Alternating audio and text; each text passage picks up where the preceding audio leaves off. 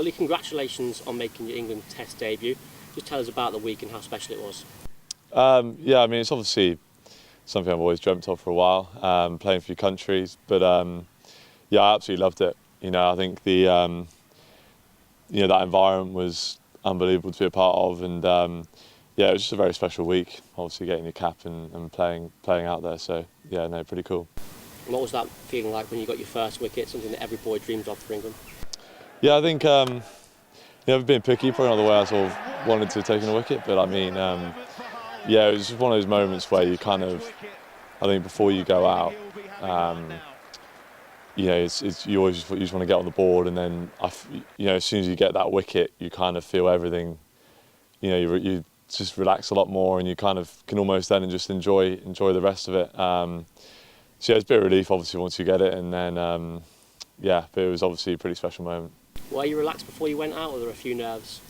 Yeah, I think obviously a few nerves like there always is, but I think the environment I was in, I think really kind of made me feel quite settled. I think I was quite surprised with how chilled I actually was, going into that game. Yeah, there was obviously a few nerves about it, which was expected, but I was pretty excited to get out there at the same time.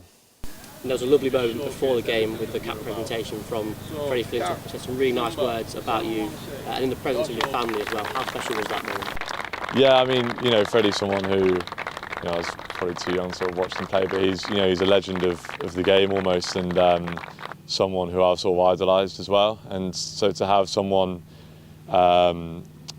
like him to have given me my cap and sort of say those sort of words, it meant a lot.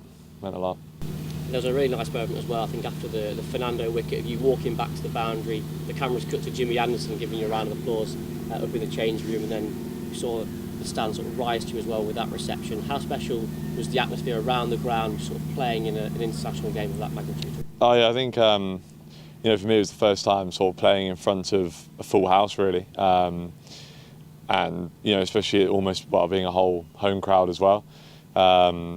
And so yeah, you see it on the TV all the time, and like you say, after you take a wicket, walking back to the boundary and having sort of the people there clapping you and cheering is obviously a pretty special moment, and yeah, certainly a moment I won't forget. Hopefully the first call-up of many. We also saw you included in both the white ball squads for England. Obviously, a little quad injury at the moment means that you can't play first. Are you okay?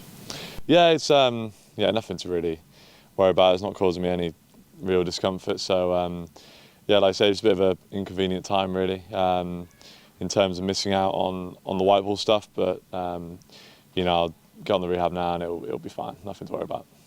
But great recognition for you in white ball cricket as well, particularly the way you played in the T20 plus this year. I think 18 wickets up top with movement and bowling at the death. How much has your white ball game gone to a different level this year? Yeah, I mean, obviously I was happy with how the blast went. I think again, start of the year, T20 cricket was still new. I'm still learning on the job really, and I think I've learned so much this blast campaign, and yeah, something which hopefully will just got good confidence from, and moving forward can just keep trying to get better and better and be as consistent as possible really. A bit of time with England, a bit of time with 100 this year, but the bulk of your cricket obviously been at Leicestershire. What do you think you've learned most about yourself and your bowling over the past 8 to 10 months? I think it's just playing, to be honest. Like the more you play, the more games and the more overs you just get under your belt, the more comfortable I suppose you sort of get with it, and just experiencing bowling really. I think that's the best thing, and that's the more you bowl, just the more you learn, and I think ultimately that's what makes you better.